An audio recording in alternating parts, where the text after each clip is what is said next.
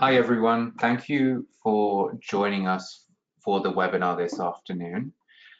It's currently 1 o'clock Eastern and we're going to give people a couple more minutes to join us. So we'll be back on air in a couple of minutes and then we'll get started with the webinar. So thank you for your patience.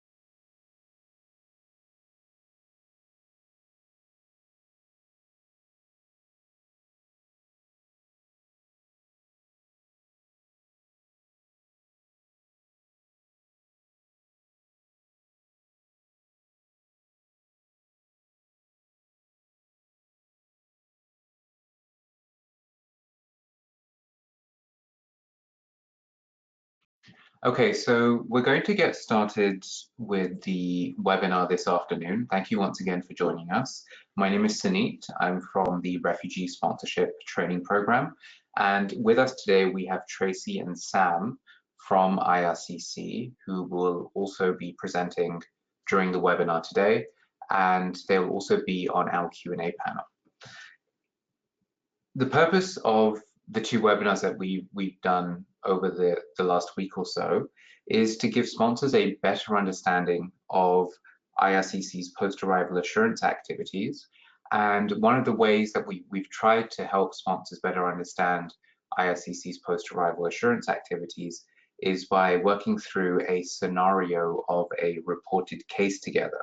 So part one of this webinar last Monday on January 13th provided an overview of the Resettlement Services Assurance Team's post-arrival assurance activities. And we introduced a case scenario and we followed that case scenario up until the result of case review letter was issued to the sponsoring group. So we went through the request for information letter, we shared a sample that is also available to download today, and we went through the results of the case review letter by using a sample, and that was also available to download and is also available to download today.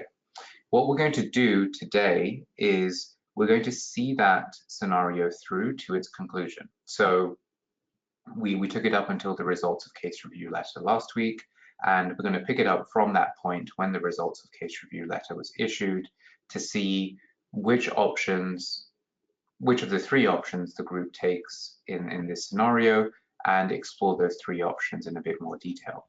If you missed last week's webinar, we will do a quick recap of the scenario today, along with a very brief recap of the request for information letter and the results of the case review letter that relates to this scenario, but we'll also be uploading recordings of both of these webinars on the RSTP website once the recordings have been finalized. And we'll send out a notification on the SAR list as well as in the RSTP bulletin as to when those recordings are available. So like I said, in today's webinar, we're going to pick up the same case scenario, do a very quick recap on what's happened so far in this case scenario, and we'll look at the three options presented to the sponsoring group in detail. And these three options are presented within all reported case scenarios by the Resettlement Services Assurance Team, so you'll have a better understanding of what the three options are, what the deadlines are, and what actions RSAT officers take within each of those three options. And we're also going to touch very briefly on sponsorship disputes and breakdowns, as well as defaults. Unfortunately, due to technical issues last week and this week, IRCC, so Tracy and Sam, who are presenting today, they're not able to view the presentation and they're not able to use the GoToWebinar control panel. So they're joining us via telephone today, and Matt joined us via telephone last week. And because of those technical issues, we're not able to do a live Q&A with Tracy and Sam. So what we will be doing is we will be collecting your questions throughout the course of this webinar, so please do continue to send them in. And you will receive a written response from Tracy, Sam, and their colleagues within the coming weeks to those questions. So the questions that we received last week, in last week's webinar on Monday, the responses to those questions from the Resettlement Services Assurance team were sent out this morning to all attendees that attended last week's webinar. And we'll do the same for this webinar today because Tracy and Sam are not able to see the screen. They don't have access to the GoToWebinar control panel. So we'll collate all the questions, collect them all together, and all attendees will be receiving a written response to any questions that are sent in within the coming weeks. So this is our agenda for today, and we're going to start, like we always do, with an overview of the webinar control panel. We'll then do a quick recap on the reported case scenario. So we're going to go through the case scenario again so everybody understands the facts and everybody understands what the scenario is and what actions were taken by the group in this scenario. We'll do a brief overview of the request for information letter that was sent by the Resettlement Services Assurance team to the sponsoring group. We'll do a brief overview of the sponsoring group's response to the request for information letter and an overview of the results of the case review letter. Once we've recapped the case scenario as well as the various letters and responses related to this scenario, we're going to look into the three options that are given to sponsoring groups in the results of the case review letter. And we'll see how those three options relate to the case scenario that we're going through. And then we'll look into sponsorship defaults and breakdowns, as well as a reminder of various resources and tools that IRCC and RSTP have developed to assist sponsors through the case review process. So this is the webinar control panel, and hopefully you're able to see it somewhere on your screen if you've joined us via a computer. And this is the control panel that you can use to interact with us throughout the course of this webinar.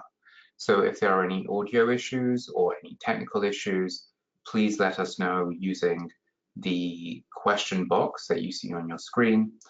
And like I said, we won't be doing a live Q&A because of the technical issues that we're experiencing for this webinar, but we will be collecting your questions and all attendees will receive a written response to those questions with links to the relevant resources and tools within the coming weeks. So please do send your questions in using the question box and you'll receive a written response to them shortly after this webinar. Also available to download using the webinar control panel are a number of different documents, and we shared some of these documents in last week's webinar, and they relate specifically to the case scenario that we're going to go through. So we will be pulling up these documents on screen and going through them in detail, but if you would like to follow along and you would like to open them on your computer or you would like to print them out so you can follow along, we do have a number of documents available to download. So we have an overview of the case scenario that we are using for this reported case that you can download and follow along with. And we also have sample letters from the Resettlement Services Assurance team that relates to this scenario. So we have specifically the results of case review letter, the reassessment letter, the letters relating to sponsorship breakdown, and the notice of sponsorship default. So all of those documents are available to download. And if there's any issues downloading them, please get in touch with us and we can share copies with you via email. So we're going to start off with a recap of the reported case scenario. And just a reminder and a refresher for anyone that wasn't able to attend last week or anyone that did attend, but would just like a quick recap. A reported case is where IRCC's Resettlement Services Assurance Team, or RSAT, receives information from one of their community partners or from within the sponsorship community, and they receive information that concerns them, and they initiate a case review in response to that information. So that's what a reported case is.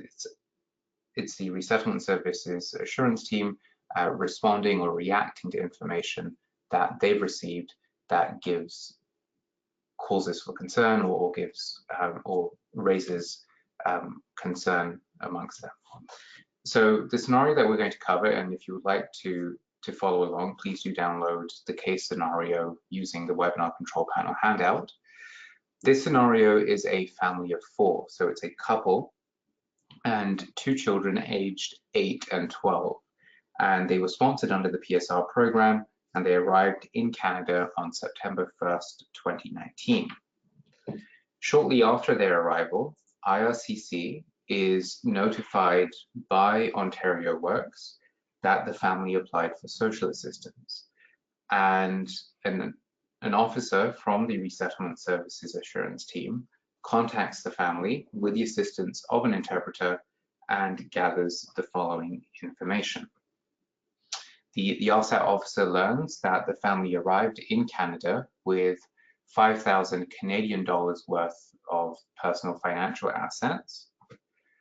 Upon arrival in Canada, the family stayed in temporary accommodation for 1 week, and the sponsoring group paid for the temporary accommodation. The sponsoring group helped the family secure permanent accommodation in Etobicoke, and the accommodation is a 2-bedroom apartment that costs $1,800 per month in rent. The family were given a check for $5,000 by the sponsoring group when they moved into the apartment, and the sponsoring group explained that this money was intended to help the family buy furniture, regular and winter clothing, linens, household items, and supplies. The sponsoring group provides the family with $1,500 per month to cover the cost of their living expenses, and the group also helped the family apply for the Canada Child Benefit, and the family are receiving $933.66 per month from the CRA for the Canada Child Benefit. The couple, so the parents, they are attending language classes full-time, and they are not working. Both of the children are enrolled and they're attending elementary school, and the family have received their health cards as well as their PR cards, and they are also registered with a nearby family doctor. The family state that they applied for social assistance to supplement the financial support they were receiving from the sponsoring group, as they do not have enough money to pay their monthly expenses. And the family informed the officer that both of the children are currently sharing a bed at the moment until they can save enough money to buy another bed.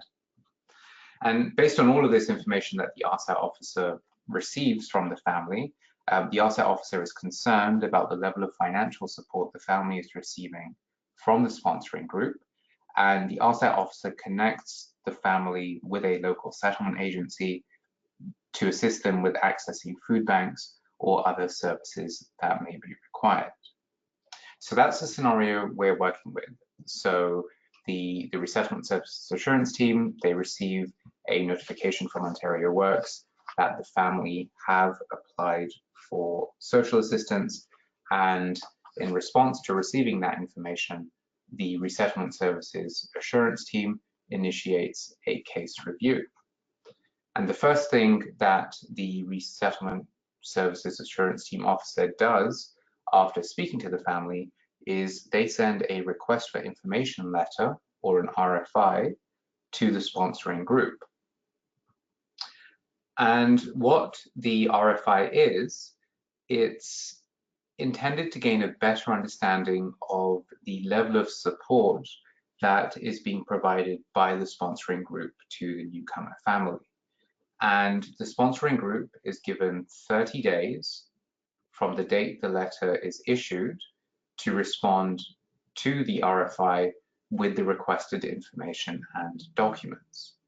And sponsoring groups are encouraged to contact the RSET officer that issued the letter if they have any questions or if they need extra time responding to the letter. And the contact information of the RSET officer that issued the letter will always be at the bottom of the letter. So you'll have the telephone number and email address of the RSET officer, and you are encouraged to get in touch with them if there are any issues or you have any questions, you need some clarification, or you need an extension to the deadline. The important thing with the request for information letter to remember is the RFI only requests documents that relate to the reported concerns. Documents that do not relate to the reported concerns are not asked for by RSET, and the sponsoring group does not need to submit those documents to the RSET officer. So for example, in this case scenario, the reported concern was the level of financial support that was being provided by the sponsoring group to the newcomer family.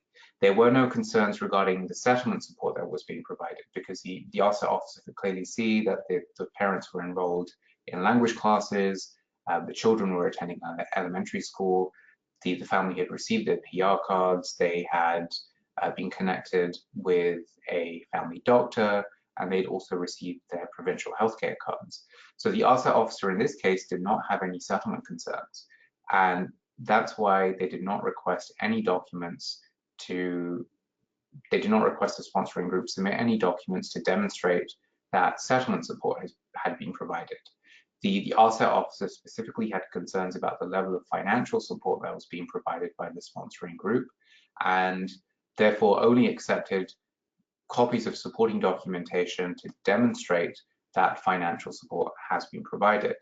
And in the request for information letter for this scenario, the RSET officer specifically requested documentation to demonstrate that startup support had been provided, and that's both monetary support as well as in-kind support, that monthly financial support had been provided to the newcomer family by the sponsoring group.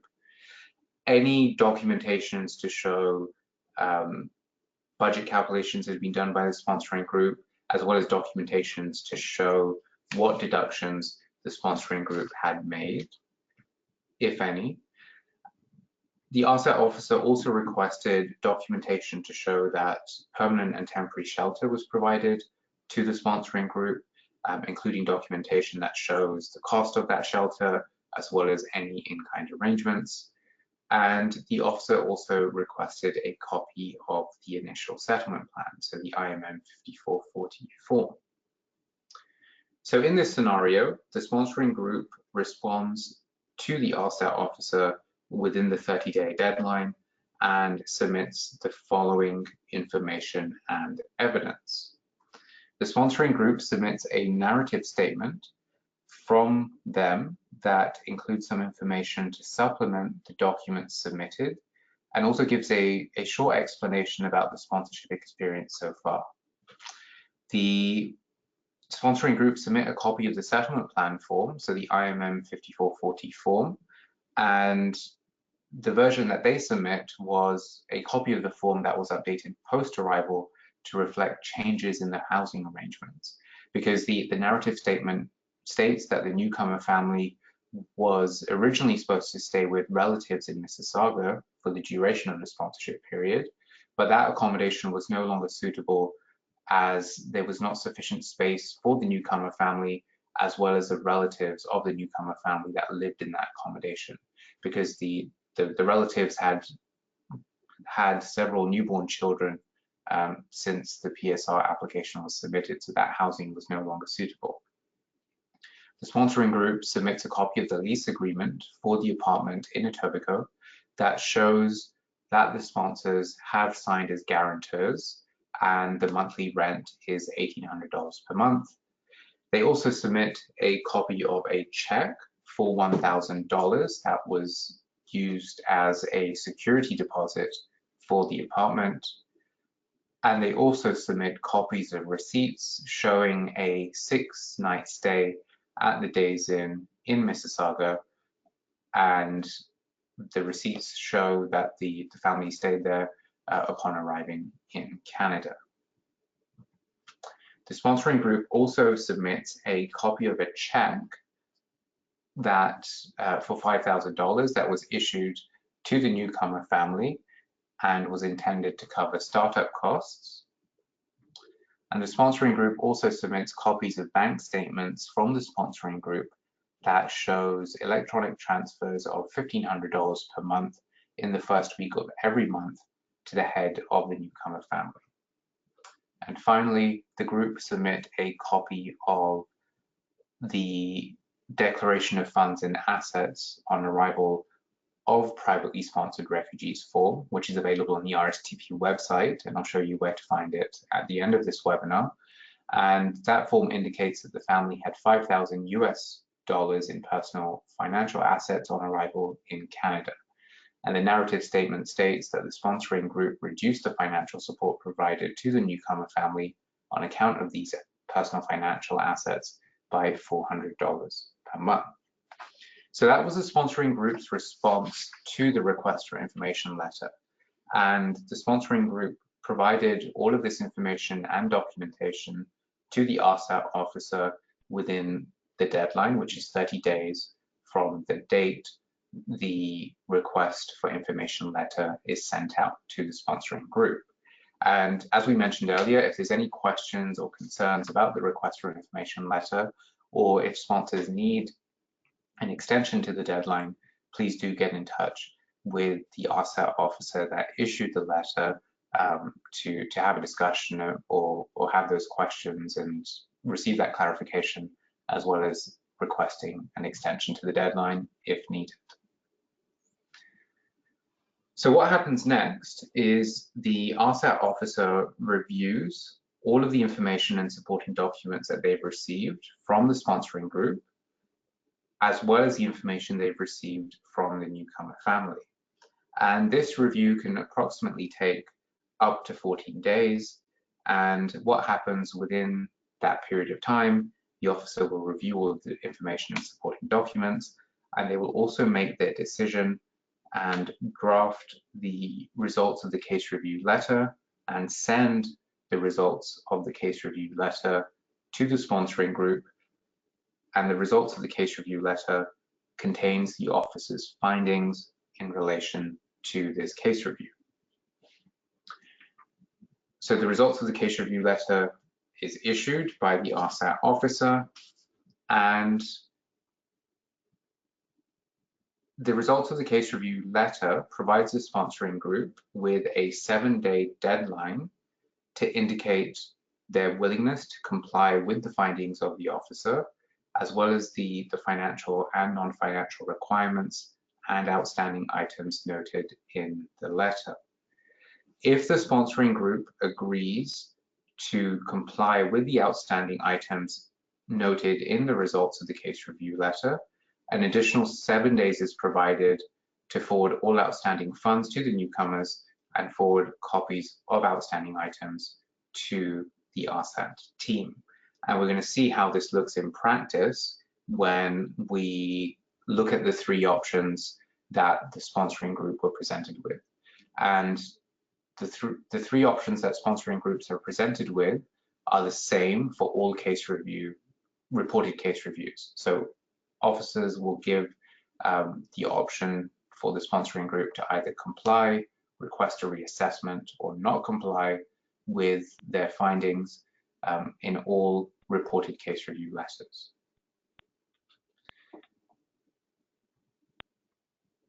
Before we go into a very brief summary of the results of case review letter, what we're going to do is we're going to compare the level of financial support the sponsoring group provided to the newcomer family to what they were entitled to using the Resettlement Assistance Program rates.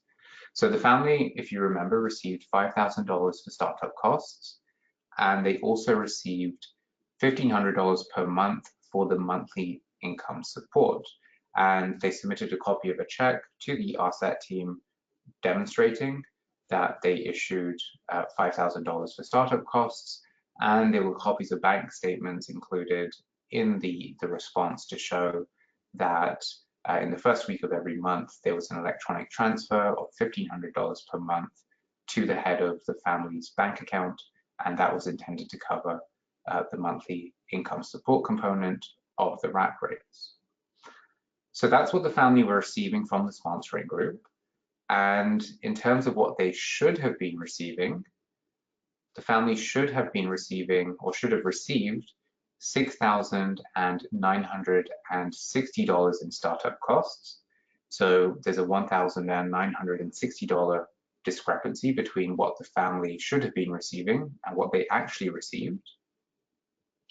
And when the family arrived on September 1st, 2019, they should have received from September 1st, 2019 until November 1st, 2019, $1,762 per month and 30 cents. And again, there is a discrepancy of $262.30 between what the family should have been receiving and what they actually received from the sponsoring group. And they should have been receiving $1,762.30 per month up until November 1st, 2019. And then from November 1st, 2019 onwards, they should have received $1,782.30 per month. And the reason for that slight increase from November 1st, 2019 onwards is, as we all know, the RAP rates for certain provinces, namely Ontario, Alberta, and BC, increased slightly on November 1st, 2019. So in the results of the case review letter, this table was included by the RSAT officer. And what it basically shows in the first column is how much money the sponsoring group should have provided to the refugee family. The second column shows any net earnings or any net earned income the family may have earned, and there was no net earned income in this case, so that is all not relevant in this scenario. Column C provides the 50% threshold based on the RAP rates for when sponsors may begin deducting dollar for dollar on the basis of earned income. But because there is no earned income in this case, we don't need to concern ourselves with column C. Column D would outline any in-kind deductions that are being done, or any goods and services that are being provided in kind. And there were no goods or services provided in kind in this case scenario, so there are no deductions done on the basis of earned income or personal financial assets. And just going back, you may be wondering why, even though the refugees had 5,000 Canadian dollars worth of personal financial assets, why the group was not entitled to do deductions on the basis of those personal financial assets. And the reason for that, if you remember, the newcomer family, depending on their family size, is entitled to have a certain amount of personal financial assets before the sponsors can start deducting the amount of financial support they're providing on a monthly basis on the basis of those personal financial assets. And in this scenario, the amount or the level of personal financial assets that the sponsoring group had did not reach the threshold for a family of four, because deductions can only begin once the personal financial assets exceed that threshold based on family size, and they can also only begin once the sponsoring group has given the option to the newcomer family to apply the balance of whatever is above the threshold towards the cost of their travel there. So because they were below the threshold for a family of four, which is around $12,500, they had only 5,000 Canadian dollars worth of personal financial assets, the sponsoring group could not do any deductions on the basis of the family having personal financial assets.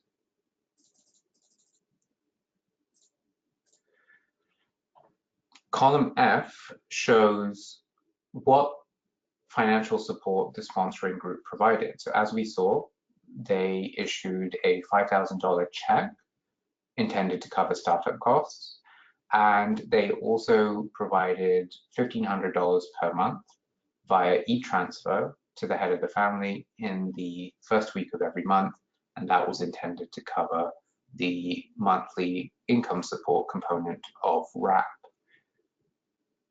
But if you remember on the previous two slides, we saw that the amount of financial support the sponsoring group provided to the newcomer family was below what they were entitled to under RAP.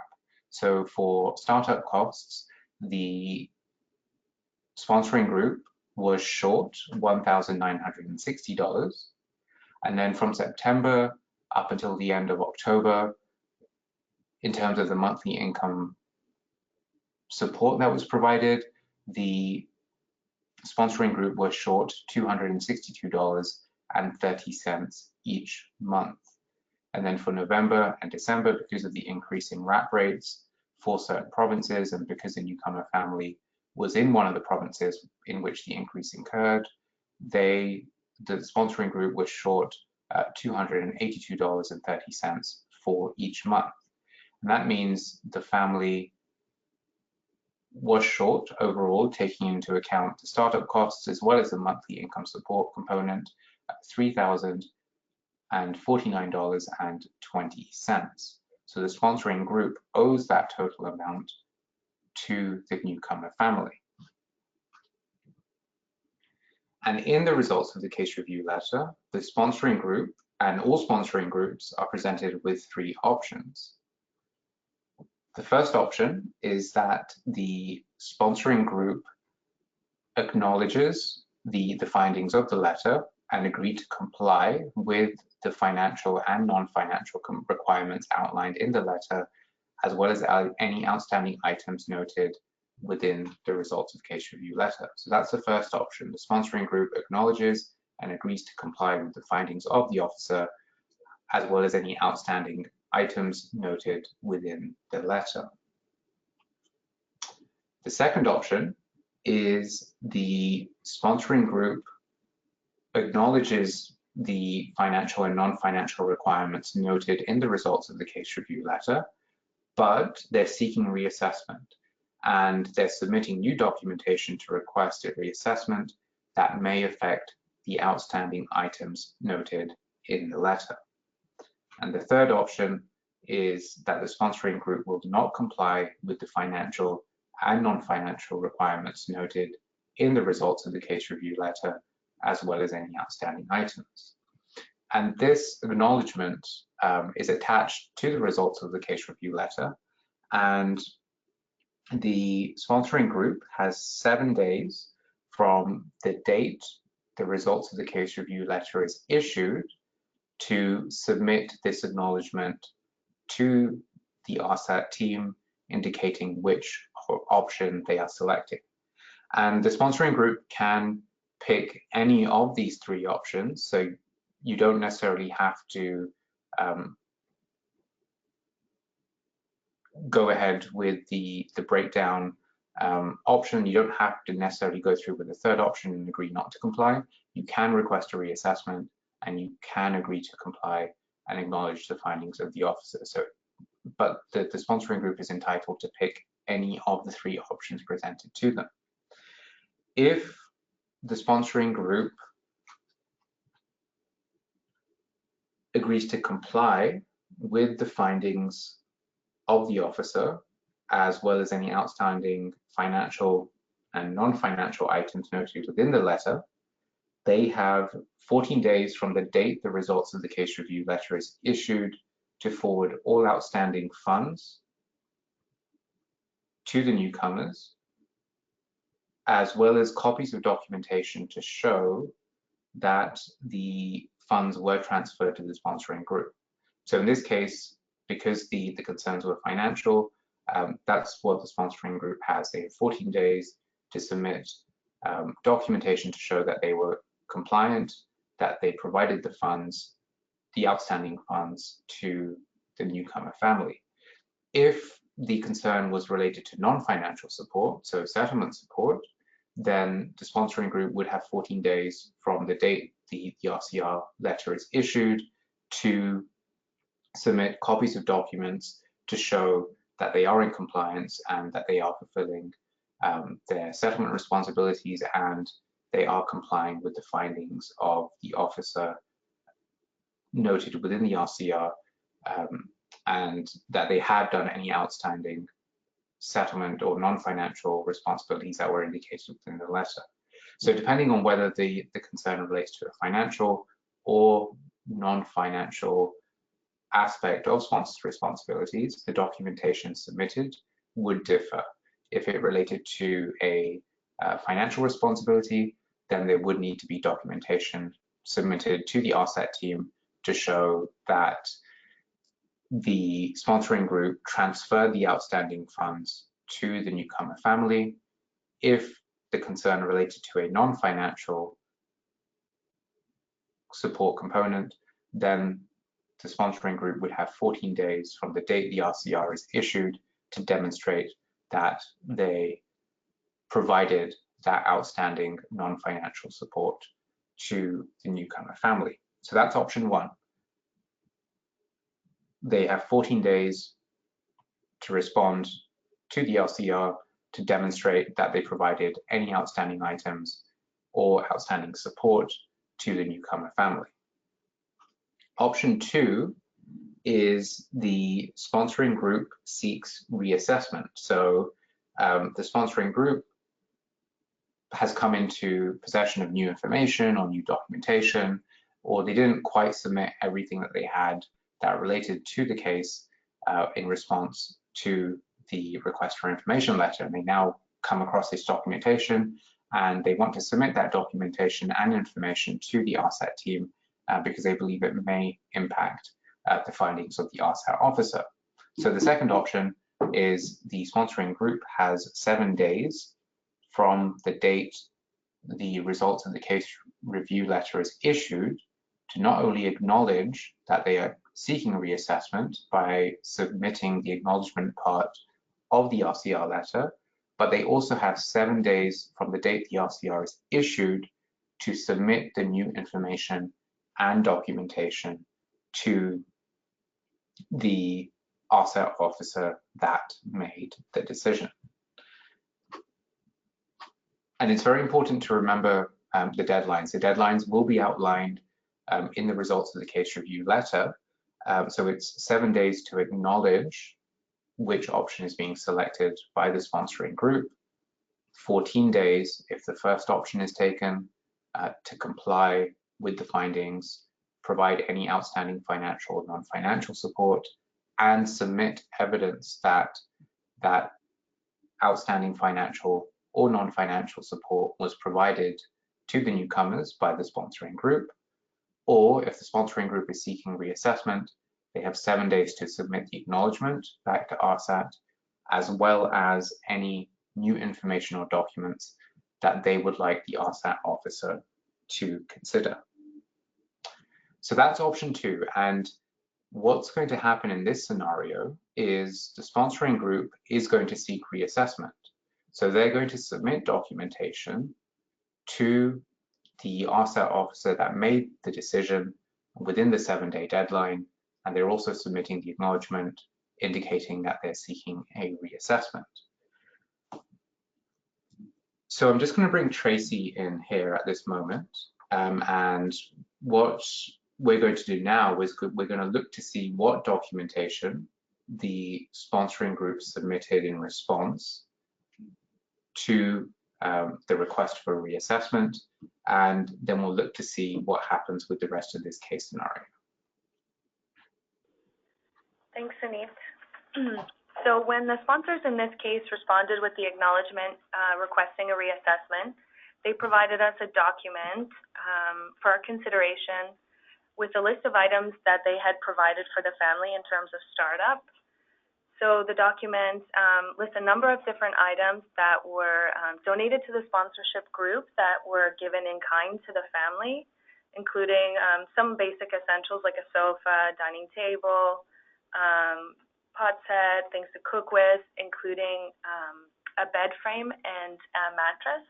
And attached to this document for the item that was purchased new, they provided us a receipt for the twin bed mattress for our consideration. So when the officer received this information, they reviewed that, and this will be referenced later in the reassessment letter. So the reassessment of results of case review looks similar to the results of case review. It's a similar template. It begins as the other, addressing all parties to the sponsorship. It acknowledges when a response was received by IRCC and the date it was provided. And then it goes through and again acknowledges the efforts that were that the sponsorship group took to cooperate and provide this with us. And then it explains how we've assessed this. So in this situation, the requirements still have not been met. So the letter will go through and explain how we've come to that analysis. So Part A is the same. This is the information that the case that the officer used originally in their first assessment. So I won't go through all of these details, but it lists all of the things that were considered and presented in the original RCR. And as you move to Section 2, this is where we see the new and additional information that was received on January 27th by IRCC. So this is information or documentation that we reviewed and are now considering. So in this section, you'll see how we interpret and assess what was provided. So we considered the Excel document that the sponsors had provided, and this was something that they had not previously shared with IRCC. So it's mentioned here, and specifically noting as well that a receipt was provided for the new items that were purchased, and the items are assigned to the specific startup cost category. So you can see the sofa, table, chairs, bed frame, and mattress were allotted to the furniture allowance, and the total amount is reflected there. And then under basic household needs allowance, you can see the pots and pans, cutlery, etc. for $115. And as mentioned, then we acknowledge the receipt for the new item that was purchased, because the officer had mentioned in the previous letter that there was a concern regarding bed being shared by the children. So now we acknowledge that, and in the outstanding item under Part B, we've removed that below. So we also note that when we originally contacted the PA, he mentioned that he received a number of specific items from the sponsorship group, and this list corresponded to the items that he mentioned. So now we're going to scroll down to Section 6, the minimum financial support table, and we'll see how these numbers are reflected there. So as I mentioned, the rest of the letter follows the same template, so I will skip over it, but again, it explains how we make the financial support calculations, and it goes through all of the requirements in terms of the wrap rate. So those are still here for sponsors' reference. So when you get to Section 6, you can still see above how much minimum startup support and minimum financial support was to be provided to the family. So it helps illustrate how we've come about and how we describe the figures in the chart below. So when we look at the information that was provided to us, you can find the startup information under column F, the sponsor support issued. So in the previous RCR, we had noted that the sponsors provided $5,000 of support, and that was the proof of the check that we had received. So the new startup items the additional startup items that we considered for this are added to that amount. So we've added another $1,087.43, which still leaves a balance of $872.57 remaining for startup. And then the other figures regarding monthly financial support remain the same because no additional information was provided to us in terms of any monthly financial support. So the total amount that they are owing now is $1,961.77. So, and then the letter continues similar to the RCR, where we explain basically what are some potential outcomes. So again, we reiterate it's in the best interest of all parties to avoid a sponsorship breakdown. We outline again the financial and non-financial responsibilities as per the undertaking for the first year until refugees are financially self-sufficient.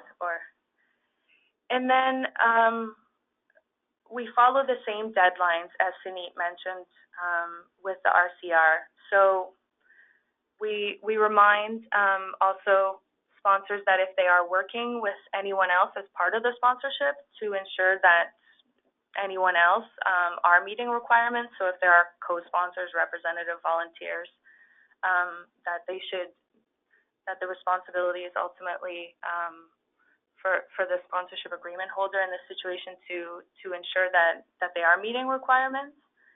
And then, as I mentioned, we have the same time frame for compliance. So we have the 1 week to indicate the response.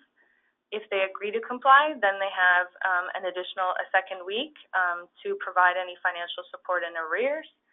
And if they would like another reassessment, they can also request that and would send new information or documents at that time.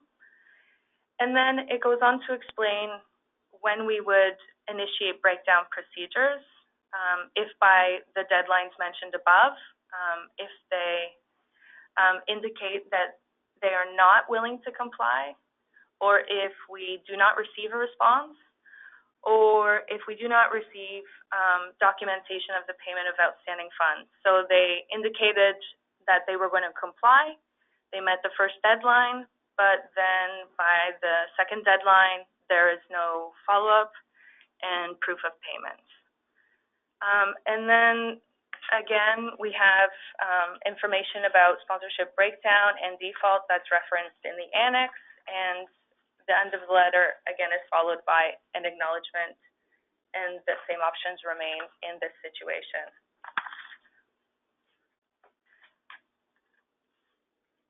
So from here, the response we receive on February 10th from the sponsors, they acknowledge and they inform us that they will not comply. So we would then assess and proceed, as mentioned, to sponsorship breakdown. So in this situation, to give us a sense of all of the stages, we'll move to that. So the officer received this information and has now issued a declaration of sponsorship breakdown and procedural fairness letter. So again, this letter is addressed to all parties in the sponsorship, and we state that we have determined that there is a breakdown in the sponsorship relationship between the group and the refugees named above. So, and then we begin to outline what exactly that means. So a declaration, a breakdown is declared if the sponsor is unable or unwilling to fulfill the terms of the sponsorship undertaking. So this is an official declaration that the arrangement could no longer be met after arrival of the refugee. So this is something that happens post-arrival. And what it outlines that responsibility may be with the refugee, it could be with the sponsorship group, or it may not be attributable to either. So no-fault breakdown is declared if the sponsorship undertaking was not being fulfilled due to circumstances beyond the sponsorship group's control. So if the breakdown is determined to be the responsibility of the sponsorship group, then this may result in default. So this part of the letter gives a general outline of what are the potential consequences. And then again, we proceed with an assessment of the case. So for the points that are listed under our office has considered the following information. This is again things that we have presented previously and shared with sponsors in the results of case review and the reassessment. So this is not new information. This is information that we had used previously in the analysis of the case, and it demonstrates to sponsors what we have on file for this case. So I won't go through all of the points again because they're the same what have been mentioned, but I will call your attention to below, underneath where all of the startup items have been listed. You can see the second to last bullet. It says the reassessment of case review was issued on February 3rd. And again, we mentioned here that the funds were still outstanding and that we received an acknowledgement from the sponsors on February 10th that they would not comply with the financial and non-financial requirements.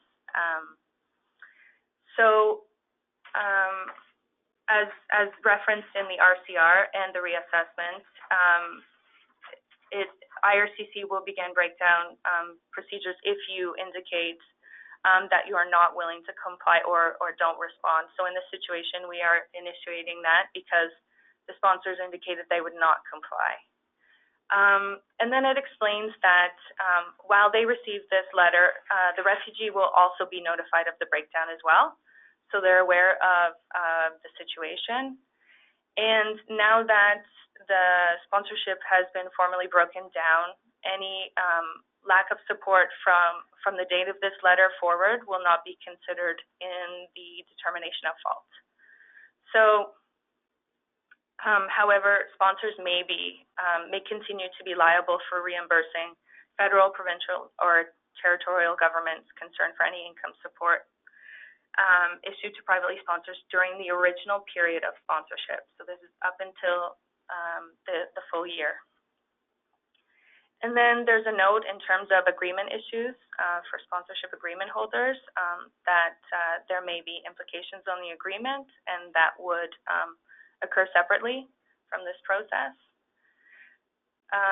So after providing all of this information, it explains how we have determined, the officer has determined that sufficient grounds may exist to declare a sponsorship default in this case. So they have, as mentioned in previous letters, it states all of the other times where we have shared the potential consequences, and then it explains what is the impact of a default. So a determination of sponsorship defaults may impact your ability to sponsor and may lead to a collection against you. So in order to avoid this, we present the opportunity for them to provide us with any information and or documentation that they would like us to consider as to why a sponsorship default should not be declared in this case. So from the date of this letter, sponsors are given 30 calendar days to provide any relevant documentation or any information showing us the level of financial or settlement support provided to this case. And then at the bottom, it provides the specific date, and if no additional information or documentation is received by this date, then a decision is made based on the information already on file.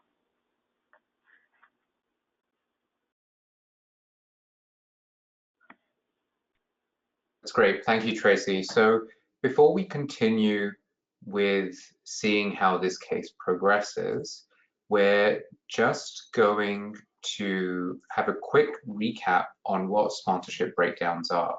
So even though this information was provided in the results of case review letter, as well as the reassessment results and the sponsorship breakdown letter that we just looked at, we're just going to do a quick recap so that everybody understands what sponsorship breakdowns are. And if you look at the sponsorship agreement, Appendix 4 of the agreement defines a sponsorship breakdown as an official declaration that the sponsorship arrangement could no longer be met after the arrival of the refugee. And the key part here is that sponsorship breakdowns can only occur once the refugees have arrived in Canada. They cannot occur pre-arrival, they can only occur once the refugees have arrived in Canada.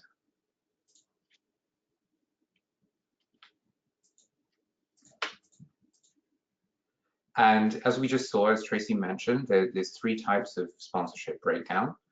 The first is where the sponsors are at fault for the breakdown. The second, when the refugees are at fault. Or the third type of breakdown, when there is the fault cannot be attributed to any party. So it's not attributable to either the sponsoring group, and that includes the SAR, the CG, or the co-sponsor, as well as the refugee family. An at-fault breakdown, and that's one where the sponsor is found to be at fault, is an official declaration that the sponsor was unable or unwilling to fulfill their financial and settlement responsibilities as outlined within the sponsorship undertaking, as well as the terms of the sponsorship undertaking. So if you remember the obligation, declarations, and consent section of the sponsorship undertaking, that section outlines the responsibilities and obligations of the sponsoring group, and an at-fault breakdown where fault is attributed to the sponsor is an official declaration that the sponsor was unable or unwilling to fulfill their responsibilities as outlined within the sponsorship undertaking.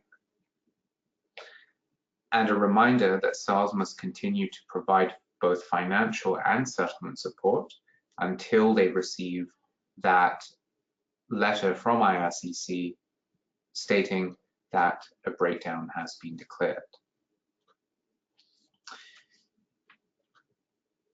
When it comes to sponsorship defaults, if a sponsor is found to be at fault for a breakdown, that at fault breakdown can lead to a sponsorship default. And the sponsorship agreement defines a sponsorship default as a bar to sponsorship that is declared against a SAR determined to be responsible for a sponsorship breakdown. And what that means is that they've failed to fulfill a financial or non-financial obligation associated with the sponsorship agreement, with the sponsorship as outlined within the agreement, the undertaking, and the guide. A default may be declared if sponsors are not able to demonstrate that financial and settlement support was provided to the refugee between the time of arrival and the date of the sponsorship breakdown. And the consequences of a sponsorship default, and in terms of how to cease being in default, is it may impact the SAR, the sponsoring group's ability to sponsor in the future. There could be consequences for the SAR's agreement, for the sponsorship agreement, and in terms of how a sponsoring group ceases to be default of a financial obligation, it's when they've paid back either the federal government or the provincial authorities in terms of any financial support that was claimed by the newcomer family as a result of the lack of financial or settlement support being provided by the sponsoring group. So I'm now going to bring Sam in, and Sam is going to run us through what happens in the case scenario when the breakdown is declared and how it transitions to a default. Yes, thank you, Sunit, and hello, everyone. The notice of sponsorship default letter is issued at the stage when the sponsor has defaulted on their financial and non-financial obligations as sponsors. In the scenario we've been presenting, and as Sunit have mentioned earlier, it's only the financial requirements that the sponsor is defaulting on, and all the reasons are explained in this letter. I won't read the letter word by word, as some parts are self-explanatory. But of course, if anyone has any questions, they can mention them in the Q&A section of this webinar. Now, points, as you can see, there's points 1, 2, and 3 on this letter. They're basically the reasons why the case is going into default. And I will start with point number 1 under financial requirements. The sponsor has signed a form called the Undertaking Application to Sponsor, IMM 5373. Section G obligations, consent, and declarations requires that refugees are supported for 12 months or until they become self-sufficient. Also in the sponsorship agreement, Appendix 1, financial guidelines, point B, outlines that the level of support which sponsors are expected to provide to the refugee is at least that of the prevailing resettlement assistance program rates in the expected community of settlement, which is in this case Toronto area in Ontario. And point C outlines that SAWs are responsible for financial obligations that they have agreed to in this agreement and the sponsorship undertaking. It has been determined that these 3 sections on both the undertaking and the agreement have been violated by the sponsor based on the information received from the sponsor. And the following is an explanation why. There is no indications that between September 1st, 2019, when the family arrived in Canada, and February 24th, 2019, when IRCC issued the Declaration of Sponsorship Breakdown and Procedure Fairness Letter, that sufficient financial support was provided to the family in accordance with the Resettlement Assistance Program rates in the community of settlement, or that the family was financially self-sufficient. And the rates we are talking about here are for startup support, which is explained in subsection A below, and for the monthly financial support that is explained in subsection B. I'm going to start with subsection A that states that based on the RAP rates for a family of 4, the startup amount that should have been issued to the principal applicant was $6,960. Documentation submitted by the sponsor group indicated that a total value of $6,087.43 worth of startup support was provided to the family. So there is a balance here of $873 towards the startup cost, and no further documentation was submitted to indicate that full startup according to RAP rates was provided to the family. Now, section B states that based on the subsection B states that based on the RAP rates for a family of 4 residing in Etobicoke, which is Toronto basically, in Ontario, minimum monthly financial support should have been $1,762.30 from September to October 2019, before any applicable deductions. And due to the increase in RAP rates in November 2019, the new adjusted rate should have been $1,782.30 per month. However, the documentation submitted by the sponsor group indicates that only $1,500 of monthly financial support was being provided to the PA, which is insufficient and does not meet program requirements. Here, there is a balance of around $262 per month for the month of September and October, and a balance of $282 per month starting from November onwards until the end of the sponsorship period. And lastly, subsection C states that following the sponsorship breakdown and procedural fairness letter being sent, a representative from the sponsorship group phoned the officer assigned to this case on March 5th, 2020, to notify IRCC that they had not earmarked enough funds to continue supporting this family until the end of sponsorship, despite their best attempts to fundraise additional funds. So here the sponsor did not respond to the procedural fairness letter. Rather, they called the officer who's working on the case and expressed they do not have enough funds to continue with this sponsorship. Moving on to point number 2, which clarifies that another section on the undertaking form has been violated by the sponsor. There is a statement in section G, obligations, consent and declaration of the undertaking form IMM 5373, signed by the group, that also states that the sponsor understands that the sponsorship undertaking constitutes a financial obligation that could result in collection action should there be any breach of the obligation. The officer in point 3 states that based on the overall case review and documentation submitted by the sponsorship group, the officer is not satisfied that the sponsorship group has met the financial obligations of the sponsorship undertaking.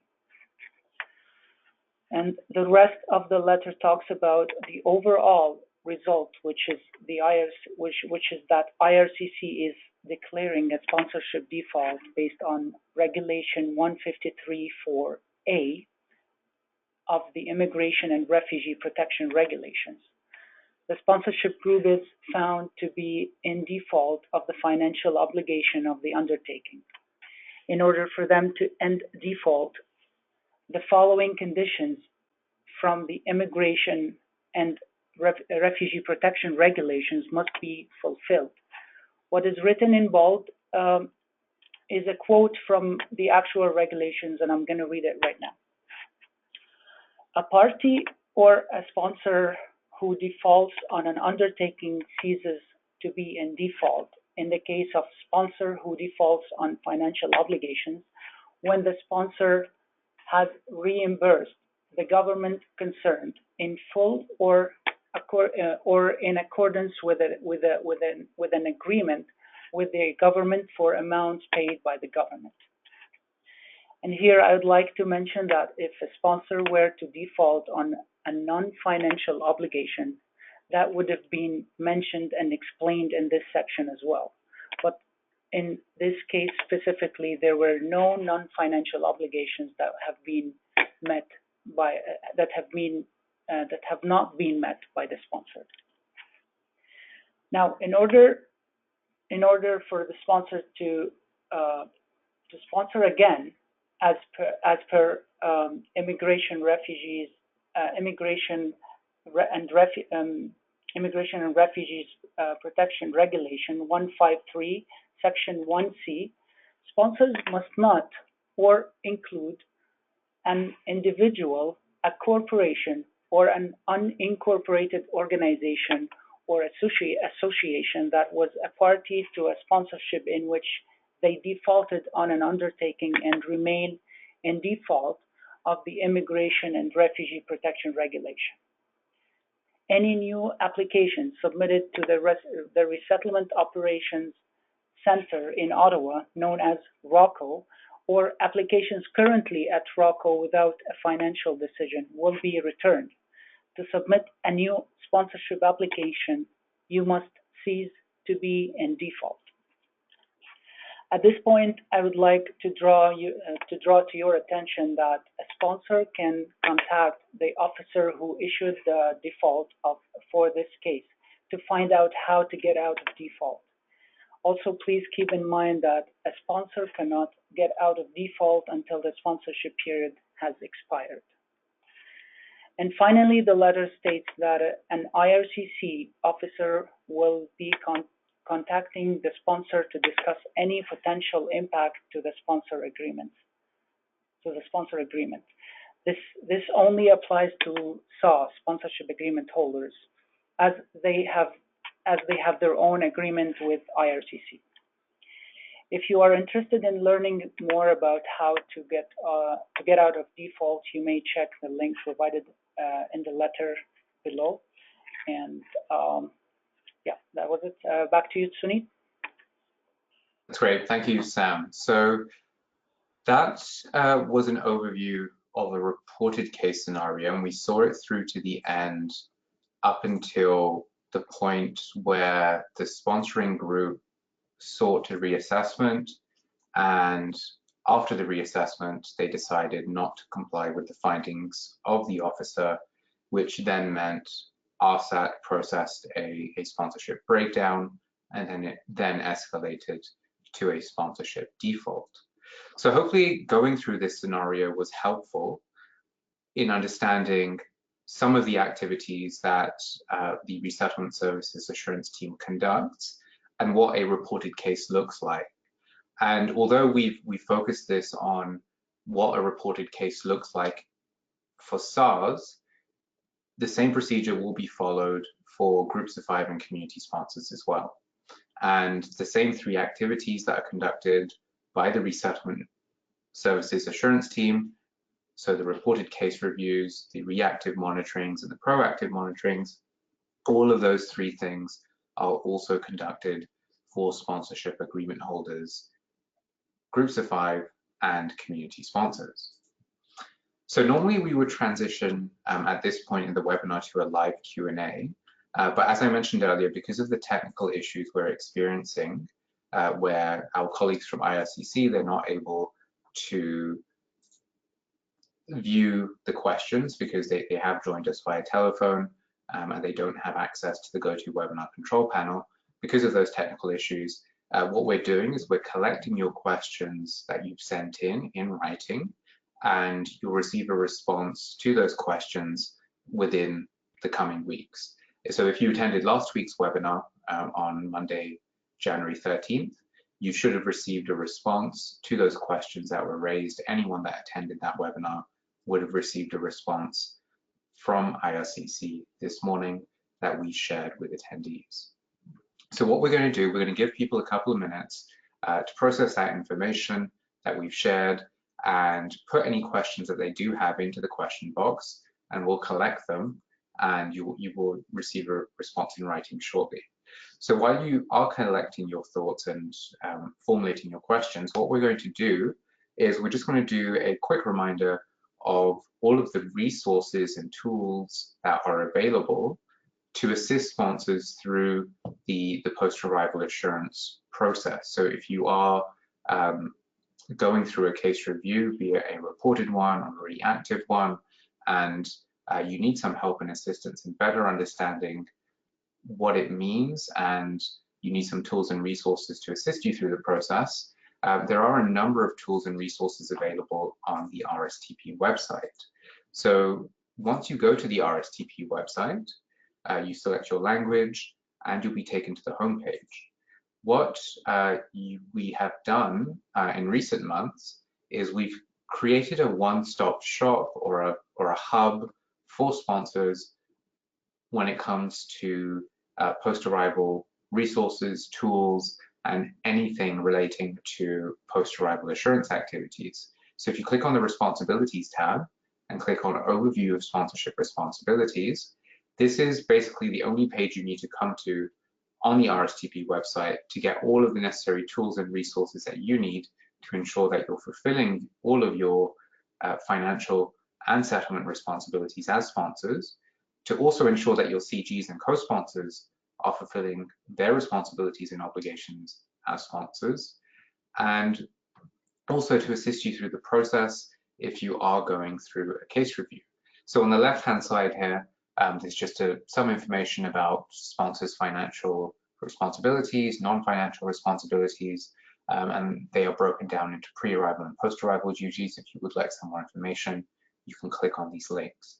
But on the right here is where you can find all of the relevant tools and resources, starting off with the IRCC produced resources. So you'll see here, there's a link to the FAQs on post-arrival financial support. If you want some more information about the 3 types of post-arrival assurance activities that RSAT conducts, there's a handout here titled PSR Post-Arrival Assurance Activities, and it provides comprehensive information about the 3 types of activities, so reported reviews, as well as proactive monitoring and reactive monitoring, the different steps that RSAT will go through for reported cases that we just looked at, so the issuing of the request for information letter, the results of the case review letter, reassessment, sponsorship breakdown, as well as the procedural fairness letter, and then the default letter, as well as some information about proactive monitoring or outreach to newcomers and how that's done and the procedure that's followed for that. And then finally, reactive monitoring, when IRCC will initiate a reactive monitoring and what it means for sponsors. So that's a very useful handout if you would like a summary. If you did miss part 1 of this webinar, please do go and review this document because it provides a lot of the information that we covered last week when it comes to general information about RSAT's post-arrival assurance activities.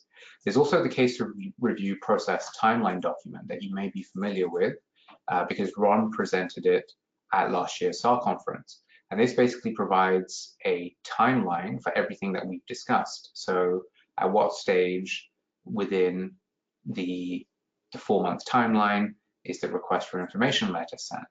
When is the results of case review letter sent? When is the officer review conducted? When is the breakdown or procedural fairness letter sent out if it's needed? And when is the default letter sent? So this gives you a visual representation along with a timeline of what you can expect at different time periods throughout the process if you are going through a case review. There's also the case review examples document, which is very helpful and is also linked within the request for information letter that the RSAT team sends, as well as other documentation that they send out to sponsors that are going through a case review. And it provides examples of documents that sponsors can submit to demonstrate that they have provided financial support, non-financial support, as well as possible examples of documentation that may be accepted at the discretion of the officer, provided it is submitted with other documentation.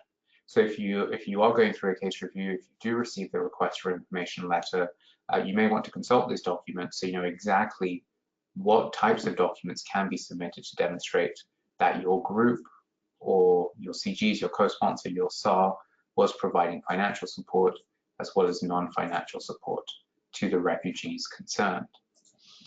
There's also a key in Canada operational contacts document. So we all know that some of the email addresses for the various IRCC teams are very long.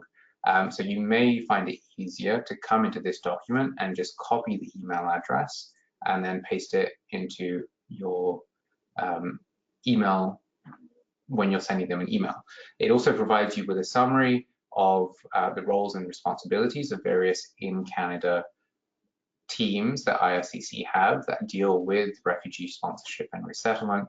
So it provides an overview of what ROCCO does, what the Resettlement Services PSR team does, or what NHQ does. They're often referred to as NHQ, but officially their name is the Resettlement Services PSR team. And then what the Resettlement Services Assurance the Resettlement Services Assurance team does, along with a link to their email address.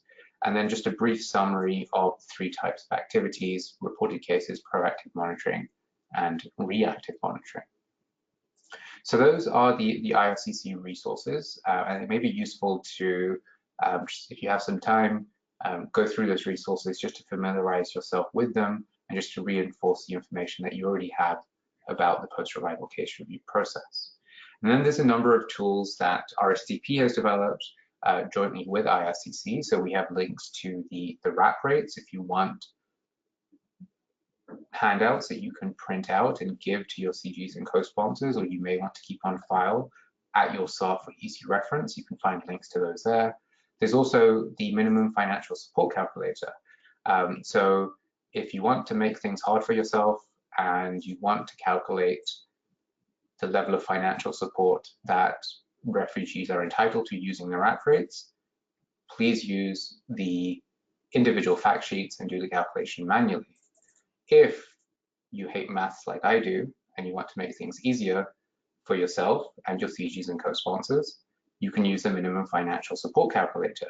You just plug in the community of settlement, family size, composition of adults, number of children, indicate whether there's a pregnant family member or a newborn child, anyone with a special medical condition that requires a certain diet, and then click the calculate button, and then you will receive the level of financial support that the sponsoring group is expected to provide using the RAP rates. So if you remember, we had a family of 4 in the scenario that we went through. They were a couple, not seniors, and the children were aged 8 and 12. There was no pregnant family members or newborn children. There was nobody that required a special diet as a result of a medical condition, and there was no net and income. So if you click the calculate button, it will tell you exactly how much money the sponsoring group is expected to provide before in-kind deductions, as well as after in-kind deductions, once you enter in the percentage or the actual value of the goods or services being provided in kind. So if you see here, this family would have been entitled to $6,960 when they initially only received $5,000 on arrival, and they would have been entitled to $1,782.30 in monthly income support. So this is very helpful and easy for sponsors to use in order to calculate the level of financial support required very quickly, unless you want to do it manually, of course. And it's also very useful to share with your CGs and co-sponsors. So because just to try and get them familiar with the RAP rates, you can direct them towards this calculator. They don't have to try and figure it out manually. They can just go through, plug in a couple of bits of information, and they will have the result of how much money they're expected to provide according to the RAP rates. Just a few notes on the calculator. So the calculator does use the new rates that came into effect on November 1st, 2019 for Ontario, Alberta, and BC. It also uses the new rules regarding the transportation rates that also came into effect on that date for all provinces. At the moment, this version of the calculator needs sponsors to do a separate calculation for any child that's over the age of majority in the community of settlement, either at the time of arrival or if they become of the age of majority during the sponsorship year. We're working on version 2 at the moment that will hopefully allow sponsors to do one calculation based on just one page. You wouldn't need to do a separate calculation, but at the moment, please remember to do a separate calculation for any children that are over the age of majority in the community of settlement at the time of arrival, or if they become of the age of majority during the sponsorship period. So that's the minimum financial support calculator. There's also the declaration of funds and assets form, which was referenced and was actually used by the sponsoring group in this case scenario. So this can be used by sponsors either at the time of arrival, when the refugees arrive in Canada, or over the course of the sponsorship period, if the refugees come into possession of personal financial assets. And the form outlines the principles that are to be applied, which we mentioned earlier, that a certain amount of personal assets they're entitled to have without it affecting the amount of financial support being provided by the sponsoring group. Any remaining assets above the maximum threshold the refugee should be given the option to apply those, anything above the maximum threshold, to the balance of their immigration loan. And then if there's money left over, that's when sponsors can begin deducting or reducing the level of financial support they're providing using the 50% and 150% thresholds for earned income. and it also has the maximum amounts based on family size that refugees are able to have before it starts affecting the level of financial support being provided by the sponsor. So you put in the file name, the file number, the name of the principal applicant, how much money they have, and it's signed by the sponsoring group as well as the principal applicant. And this can be used by sponsors at the time of arrival, as well as over the course of the sponsorship period. And then finally, we have a best practices for monitoring resource kit. And this may be helpful for SARS when it comes to checking in with their CGs and co-sponsors, as well as the newcomers that they've sponsored, to ensure that everyone is meeting their responsibilities and obligations, and that the newcomers are receiving financial and settlement support up to the standard to which they are entitled to. Because as we know, in the sponsorship agreement, it does state within section 5 that SARS are responsible for monitoring their CGs, their co-sponsors, as well as the newcomers that they have sponsored. And on the left here is just some information about what is monitoring, who's responsible for it, why it's important, and who should SARS monitor, and how often it should take place. And then on the right-hand side are checklists that can be used by SARS to check in at various times over the course of the sponsorship period, just to see whether the newcomers are receiving sufficient financial and non-financial support according to the relevant standards, and whether their CGs and co-sponsors are meeting their responsibilities and obligations. And the whole thing is available in one big PDF document as a resource kit. If you would like to print it out and share it with your CGs or co-sponsors, so they also have a better understanding of why you're asking them for certain things at certain points, why you're requesting that they check in with them at certain points during the sponsorship period, and it will also encourage them to also keeping copies of documentation, just in case you do require copies. They are able to provide you with those documents in a timely manner. So those are all of the resources available on the RSTP website. And all of these resources were available somewhere on the RSTP website before we created this one-stop page. But if you would like to come to the Responsibilities tab, click on Overview of Sponsorship Responsibilities, and you can find anything and everything you need, all of the tools and resources you need to assist you through a case review process if you are going through one, as well as giving you the tools and resources to better understand your responsibilities and obligations as SAR, as well as the obligations and responsibilities of your CGs and co-sponsors. So these tools can also assist and facilitate that as well, having your CGs and co-sponsors better understand what they're responsible for, what the standards are, and what's expected of them. If you would like to contact the RSAT team, the email address is on screen right now, but like I said, it's very long, and it's easier to just go to the Key in Canada contacts handout and copy and paste it into your email address. If you would like to find the contact details of your nearest RSTP trainer, please go to the RSTP website, click on Contact Us, and you'll be able to find the contact details of all of the RSTP trainers across the country, as well as our contact information, our telephone number, and email address. So that's everything for today's webinar. And like I said, we will be uploading recordings of both of these webinars to the RSTP website once they have been finalized. And we will send a notification via the SAR list, as well as in the RSTP bulletin once the recordings are available for viewing. Thank you once again to IRCC for joining us on this webinar. So thank you to Tracy and Sam for joining us this week, as well as Matthew for joining us in last week's webinar. And if you do have any questions, you are welcome to reach out to your local RSTP trainer, or if you do have any case-specific questions, or if you do need any case-specific support related to post-arrival responsibilities and obligations, please do reach out to the RSAT team, and they'll be happy to provide you with some guidance and information.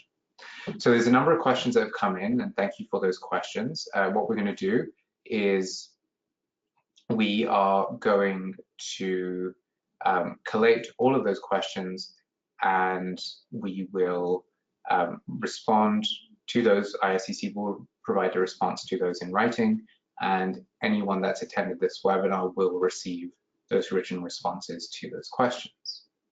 So thank you once again for joining us, and I hope everyone has a good afternoon.